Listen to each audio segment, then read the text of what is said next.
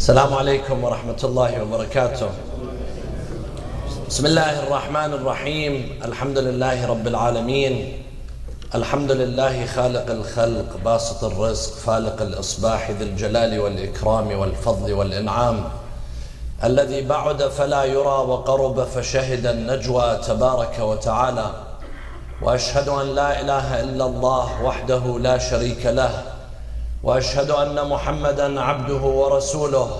اللهم صل على محمد وآله. أرسله بالهدى ودين الحق ليظهره على الدين كله ولو كره الكافرون. اللهم صل على محمد وعلى آل محمد، وبارك على محمد وعلى آل محمد، وترحم على محمد وعلى آل محمد، وتحنن على محمد وعلى آل محمد، كما صليت وباركت وترحمت وتحننت على إبراهيم وعلى آل إبراهيم إنك حميد مجيد. عباد الله، أوصيكم ونفسي بتقوى الله ونظم أمركم وصلاح ذات البين، فإنها خير من عامة الصلاة والصيام. قال الله تعالى في كتابه الكريم: بسم الله الرحمن الرحيم، ادع إلى سبيل ربك بالحكمة والموعظة الحسنة وجادلهم بالتي هي أحسن. Respected brothers and sisters, it is my honor to be here in this wonderful community of mu'mineen and believers. And inshallah, I look forward to spending the next 3 days with this wonderful community as we commemorate Imam al-Hussein alayhi salam and the struggles of Imam al-Hussein. And inshallah, we will try to relate the past to our current today.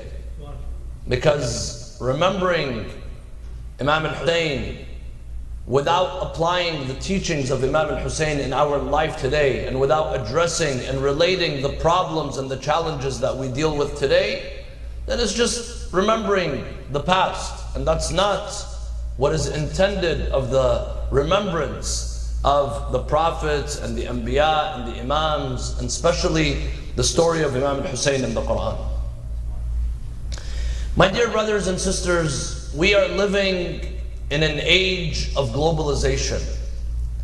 That means that the experiences that the Muslims or non-Muslims are having now are very different from the experiences 50 years ago or 100 years ago or before that. And what this means is that we are living in an age where more and more people are being exposed to Islam and the teachings of Islam. We are living in an age where more and more people are hearing about the Shia.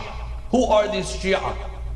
Who are these Muslims? Maybe Muslims people have heard about, but about the Shia, today, this is one question on the minds of many people all over the world, especially because of the recent political events, because of the events in Gaza, in Lebanon, in Iran, in Yemen.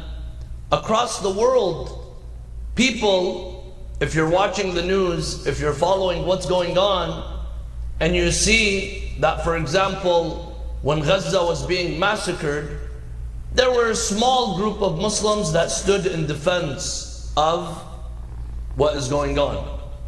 With the current events, the current war that the US entered in, small group of people, they stood. Who are these people? These are the Shia. So people are asking, who are these Shia? Where did they come from? Why do they not capitulate, as they say? Why do they not give up as quick as everyone else? So this has brought a lot of attention to the school of the Ahlul Bayt, to the followers of the Ahlul Bayt, to those who subscribe to the Shi'i beliefs.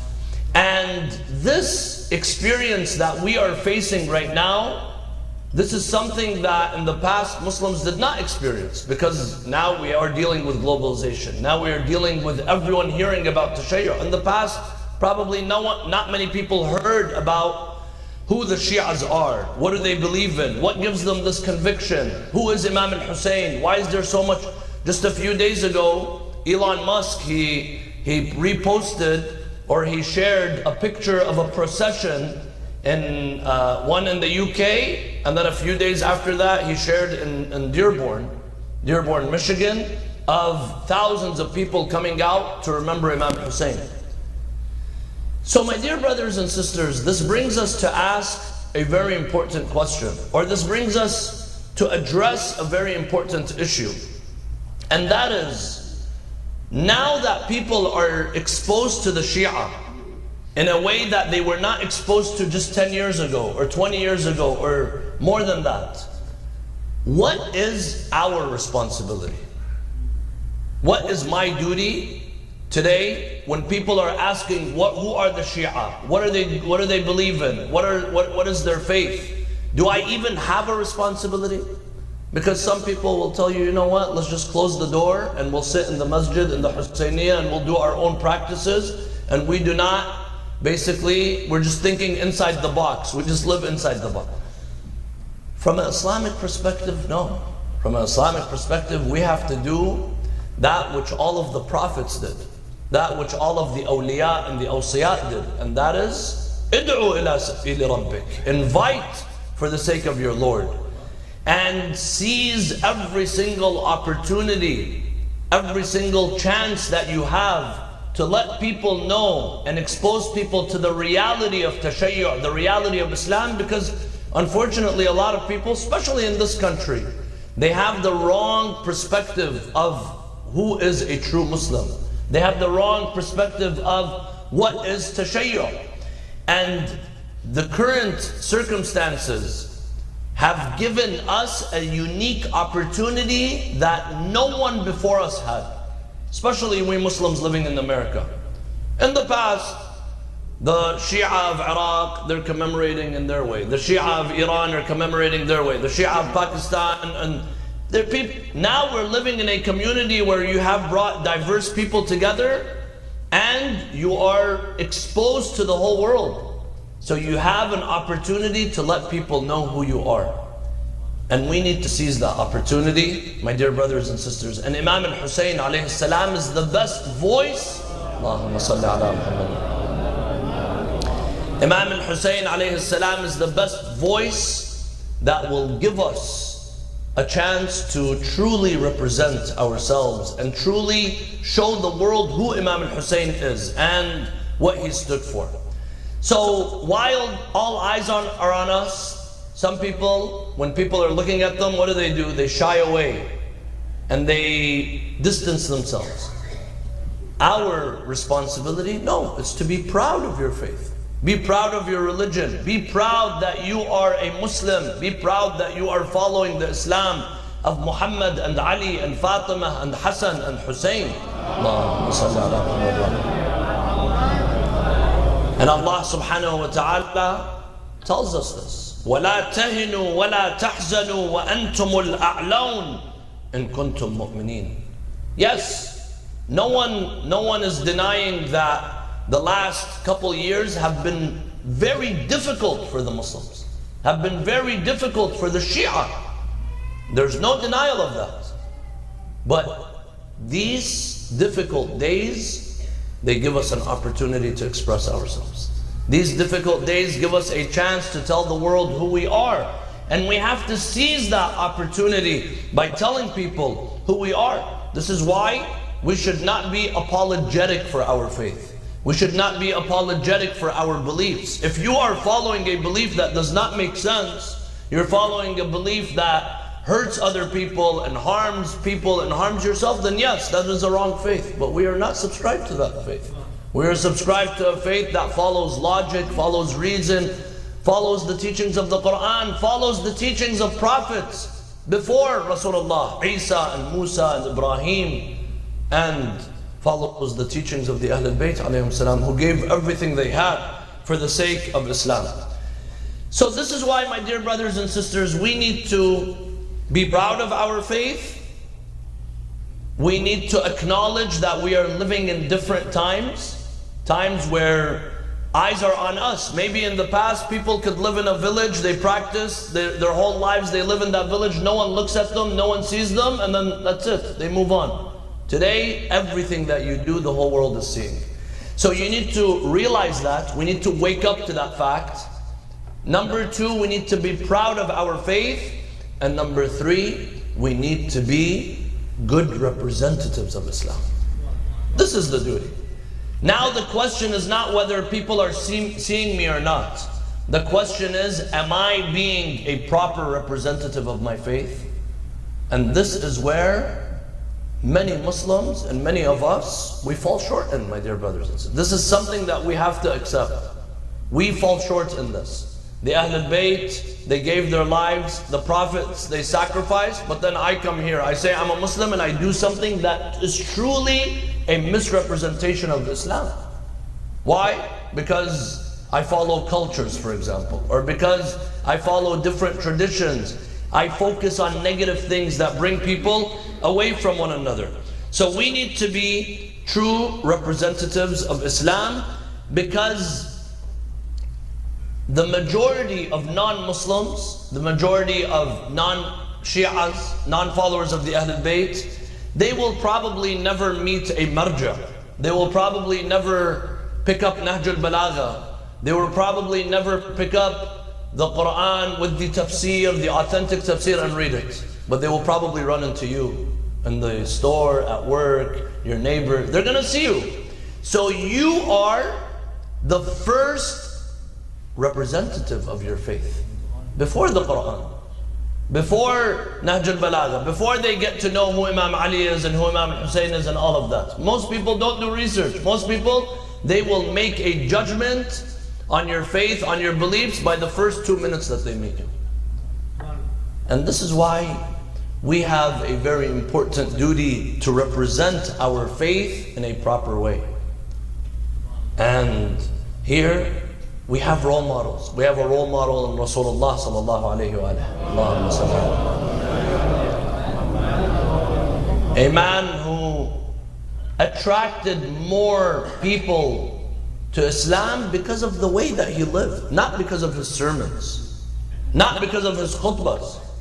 People remember and they fell in love with the Prophet because of who he was as a person, because he was the man that was an embodiment of the mercy of God.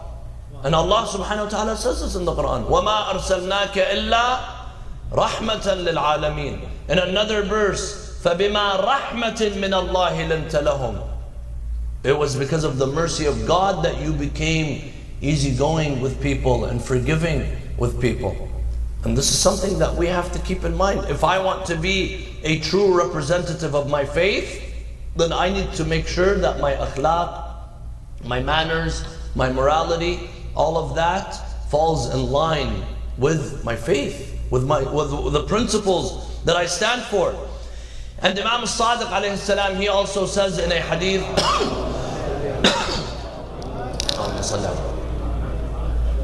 he says, كونوا دعاة لنا بغير ألسنتكم. Invite for our sake without your tongues. Meaning through your manners, through your conduct, through the way that you carry yourself. In moments of anger, in moments of happiness, this is what they will look at. This is how they will judge you. So here we understand that we have a duty to represent our faith. How do I represent my faith? How can I deliver the message of Islam and the teachings of the message of Islam to the world that is looking at me, that is waiting for me to fall, that is waiting for me to make a mistake so that they could misjudge me? Number one, before I think about spreading Islam to the world, I need to make sure that I have accepted Islam in the correct way. I have to make sure that I have educated myself. I have to make sure that I have had the proper discipline and understanding and true ma'rifah of my faith. I know some people, they get too excited, you know. They hear one lecture and then they want to go and do a tabligh online. You know, they're keyboard warriors, mashallah. So They want to enter into debate with this person and argue with that person, and then they call up the Sayyid in the middle of the night. I don't know that I'm in the middle of a debate and they got me. That's not how it works, my dear brothers and sisters. The first step of inviting other people and showing other people is first to yourself. Look, Allah subhanahu wa ta'ala sent Prophet Musa alayhi salam with a very huge mission to save Bani Israel, to confront the Fir'aun, and to do all of that. But before that, Allah subhanahu wa ta'ala mentions the story of Musa and that wise man, Al-Khidr, in Surah Al-Kahf. Allah put Musa alayhi salam through a training course. He sends him to Khidr. So even though he's a higher ranking prophet, but he tells him you have to go work on yourself. Work on your patience, work on understanding, having wisdom to be able to see things, and then go and save Bani Israel. Before you want to go and save the world, go and save yourself. And this is something that we have to truly focus on. And we have to, when we invite people for Islam, we have to invite with true basira, with true understanding. And Allah says in the Quran, قُلْ هَذِهِ سَبِيلِي أَدْعُو إِلَى اللَّهِ عَلَى بَصِيرَةٍ. Say, this is my path. I invite people ala basira, with true understanding of my faith. Not someone who's shallow-minded.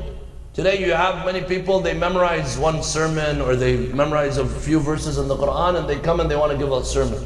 This is not the way it works, my dear brothers and sisters. We need to truly work on ourselves before we wish to deliver a message to other people. And when we do that, then we will begin to have a real grasp of the true meaning of Islam. We need to read the tafsir of the Quran. We need to read the verses of the Quran, the words of the Ahlul Bayt. And we have all of this right now. Right now, alhamdulillah, you have libraries online that give you access to authentic information. We have to use those so that we can work on ourselves before we work on other people. So, one of the first steps of being a true representative of Islam is to learn. To learn so that you can truly relay the message of Islam. And Allah says in the Quran, "Id'u ila sabili rabbik." Invite people for the cause of Islam. Islam is not a religion that's closed-minded. Islam is not a religion that tells you stay in your room, in your house, in your Imam Barga, in your Husayniyah, and do your thing and leave, and who cares about what's going on in the world. No. Allah says, "Id'u ila sabili rabbik." Invite. Rasulullah invited. Rasulullah in his last couple years, he would write letters to the empires, to the emperors, to the kings, inviting them for the sake of Islam. And this is something that all of the prophets and the awliya and the salihin did. Imam al-Hussein alayhi salam, he took up every single opportunity he had to invite people for the sake of Islam. Even you all heard the story of the converts that joined Imam al-Hussein on his path to Karbala, on his path to certain death. He's going to certain death, but he's still bringing people with him because he knows that this is a path of guidance. He knows that this is the path of haqq. Wahab al-Kalbi, he joined him and he sacrificed his life. And his mother and his newlywed wife, they were with him. And Wahab was there. And there were other people that joined Imam al-Hussein because Imam al-Hussein did not isolate himself. Imam al-Hussein opened himself up to the world. And until today, we are being guided because of the calls of Imam al-Hussein alayhi salam.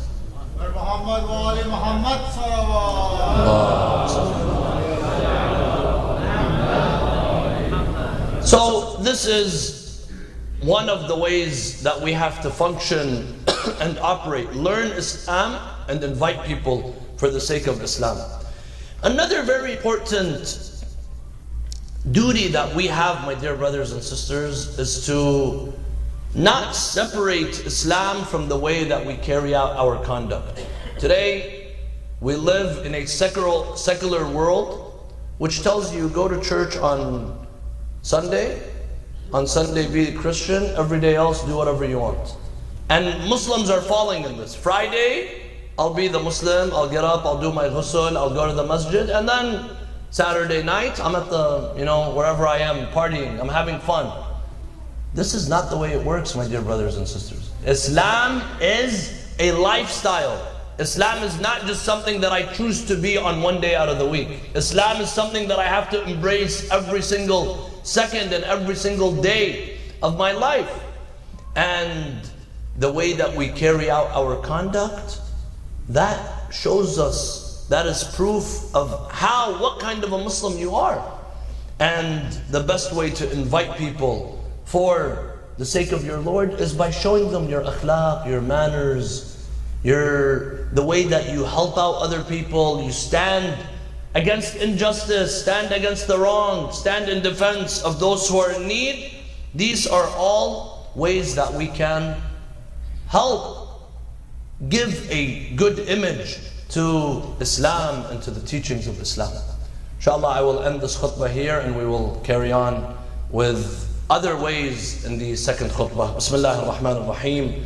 قل هو الله أحد الله الصمد لم يلد ولم يولد ولم يكن له كفوا أحد أستغفر الله لي ولكم. اللهم صل على محمد وآل محمد. اللهم صل على محمد وآل محمد. اللهم صل على محمد وآل محمد. بسم الله الرحمن الرحيم. الحمد لله رب العالمين. الحمد لله الذي يجيبني حين أناديه ويستر علي كل عورة وأنا أعصيه ويعظم النعمة علي فلا أجازيه. نحمده ونسبحه ونقدسه على آلائه ونعمائه.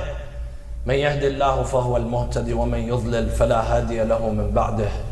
وأشهد أن لا إله إلا الله وحده لا شريك له وأشهد أن محمدا عبده ورسوله. اللهم صل على محمد وعلى آل محمد وبارك على محمد وعلى آل محمد وترحم على محمد وعلى آل محمد كما صليت وباركت وترحمت وتحننت على إبراهيم وعلى آل إبراهيم إنك حميد مجيد.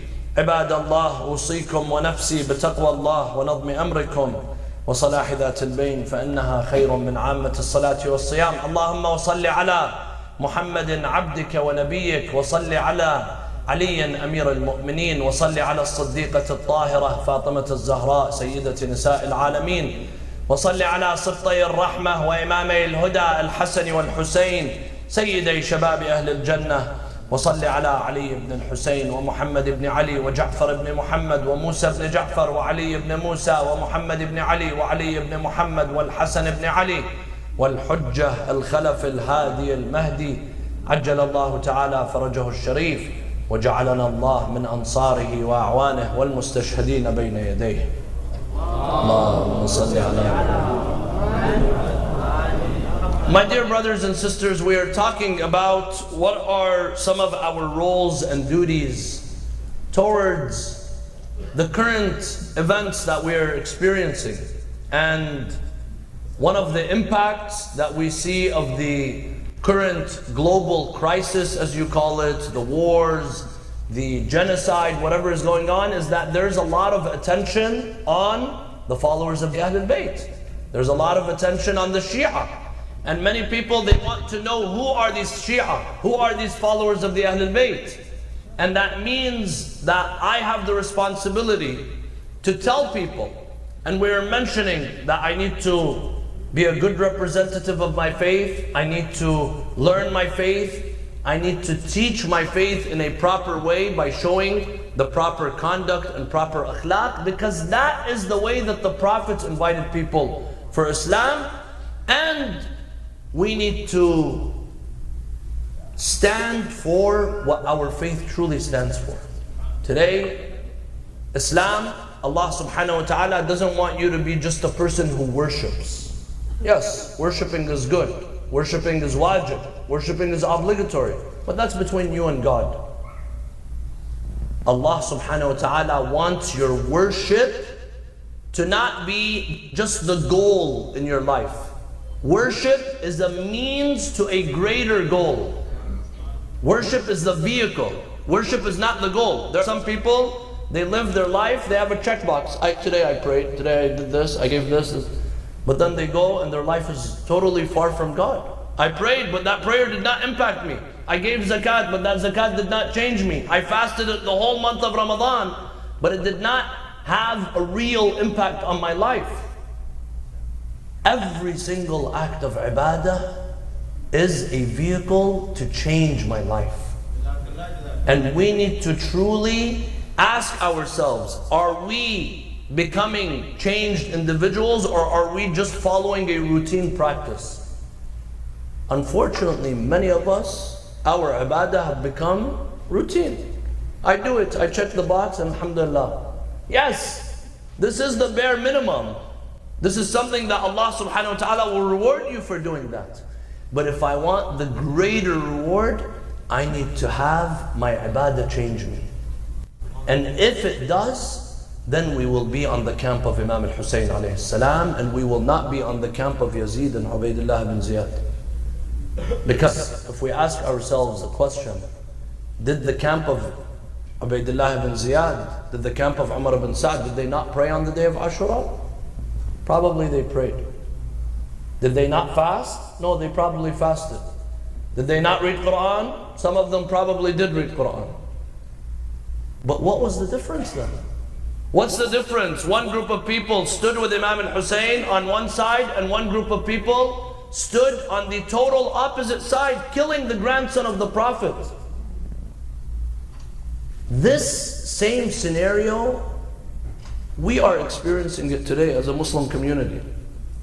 One group of Muslims are actually having their salah, their zakat, their hajj, their fasting impact their lives, where it becomes a reflection on the way that they carry out their lives. And another group of people just checkbox. I have the best mosque, I have all of that, but then it doesn't really mean anything. It doesn't really change me. Allah subhanahu wa ta'ala says in the Quran, إِنَّ الصَّلَاةَ تَنْهَى عَنِ الْفَحْشَاءِ وَالْمُنْكَرِ. Prayer is supposed to remove the fahsha, the evil and the munkar from your life. Allah subhanahu wa ta'ala says, أَقِمِ الصَّلَاةَ لِذِكْرِي. Pray to remember me. Not to remember me only during the 17 rak'ahs, but pray to remember me throughout your whole day. When Imam al-Hussein alayhi salam, he saw the army in front of him, he was standing with his son Ali al-Akbar. And Ali al-Akbar, he asked Imam al-Hussein, why are these people here? Why are they gathering to kill the grandson of the Prophet? One of the answers, Imam al-Hussein tells them, they obeyed shaitan, فَأَنْسَاهُمْ ذِكْرَ اللَّهِ. They began to forget God. God became just that one that I remember when I'm praying 17 rak'ahs, 5 minutes a day, and then after the prayer, before the prayer, God is not in my life. And this, my dear brothers and sisters, is one of the biggest problems that we face, that Muslims faced before and that we face today. God is not always in our lives. Because if God was in our lives, then we would not be afraid of this dunya. We would not be afraid of saying the truth. We would not be afraid of doing that which is right. And sometimes, because of the attachments to this dunya, we stop. Imam al-Hussein alayhi salam, you see those people who stood with Imam al-Hussein, their ibadah truly made them changed individuals. And when we remember Imam al-Hussein alayhi salam, this is something that we have to try to achieve. When we pray, this is something that we have to try to achieve. I have to ask myself, how is my prayer changing me? How is the month of Ramadan impacting me? How are the 10, 20, 40 nights of majalis? How are they impacting me? Am I just coming here, attending these majalis for Imam Hussein, and then I go back and everything is back to normal? No, that's not the way it should be.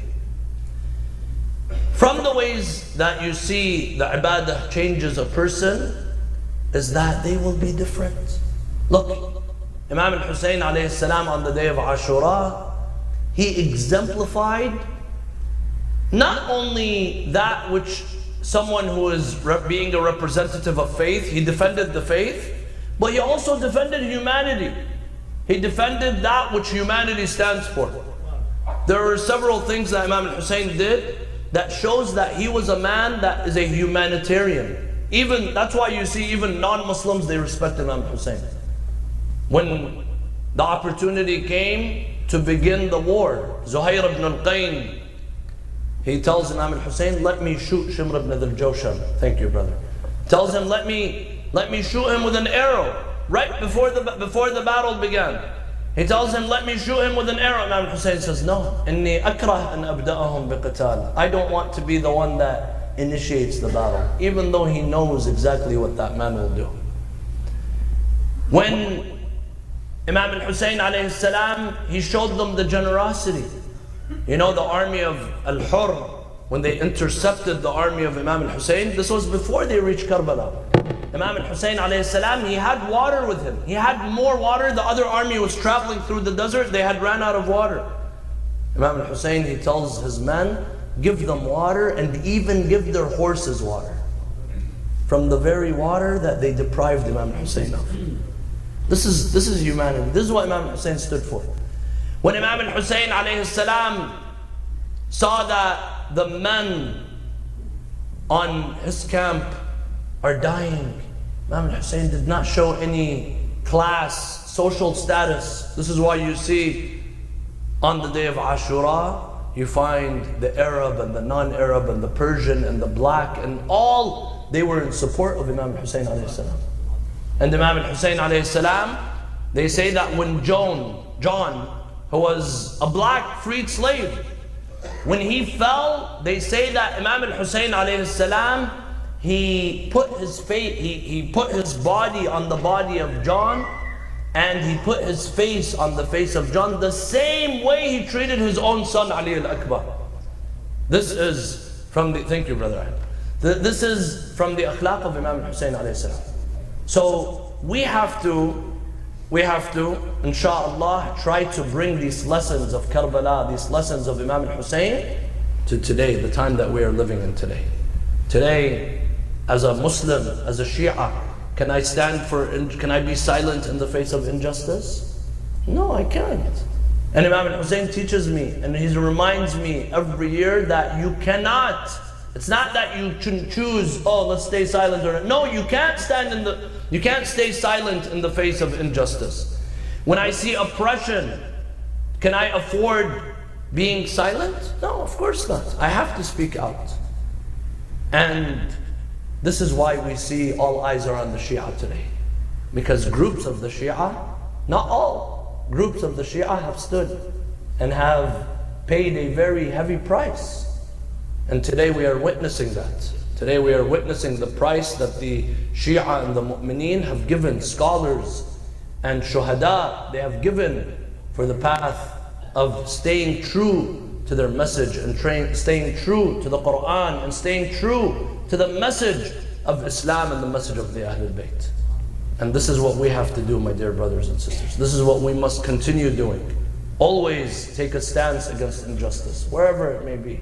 Whoever may be committing it. This is one of the most important lessons that we learn from Imam al-Hussein alayhi salam. Stay with the truth even if you're the only man standing.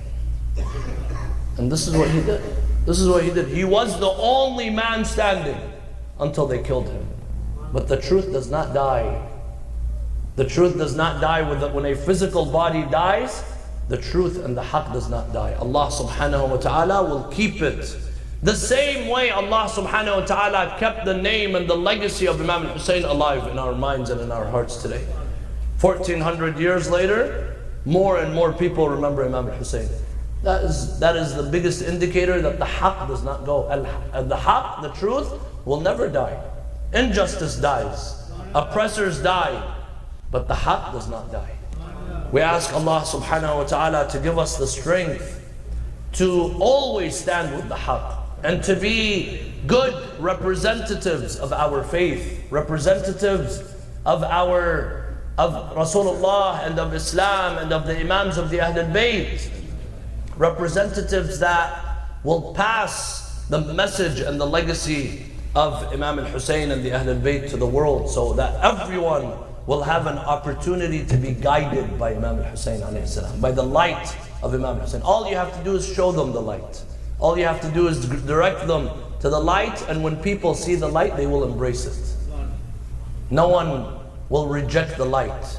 Our responsibility is to direct them to it. We are the one in between. We could either block people from seeing the light or we could direct them to it. And we need to make sure that we are not those that are blocking people from seeing the light through our cultures, through our traditions, through our ways that we stick to that are probably not in a correct way.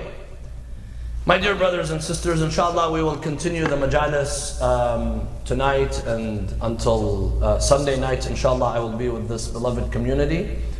I don't know, every community I go to, they tell me, cut your time. Brother Ja'far told me, keep talking.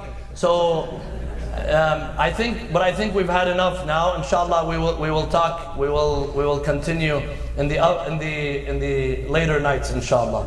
Bismillah ar-Rahman ar-Rahim. Qul huwa Allahu ahad, Allahu as-samad. لم يلد ولم يولد ولم يكن له كفوا أحد. اللهم صل على محمد. Let us do dua. نسألك اللهم وندعوك باسمك العظيم الأعظم الأعز الأجل الأكرم يا الله يا الله يا رحمن يا رحيم يا مقلب القلوب ثبت قلوبنا على دينك. اللهم اغفر للمؤمنين والمؤمنات الأحياء منهم والأموات. تابع اللهم بيننا وبينهم بالخيرات إنك مجيب الدعوات إنك غافر الخطيئات وجاعلها حسنات إنك على كل شيء قدير. For the souls of all of the mu'mineen, for the souls of all of the shuhada, we ask you all to recite Surah Al-Mubarakat Al-Fatiha. Before it, a loud salawat ala Muhammad wa ali Muhammad. Salli ala Muhammad wa ali Muhammad. Is there another one?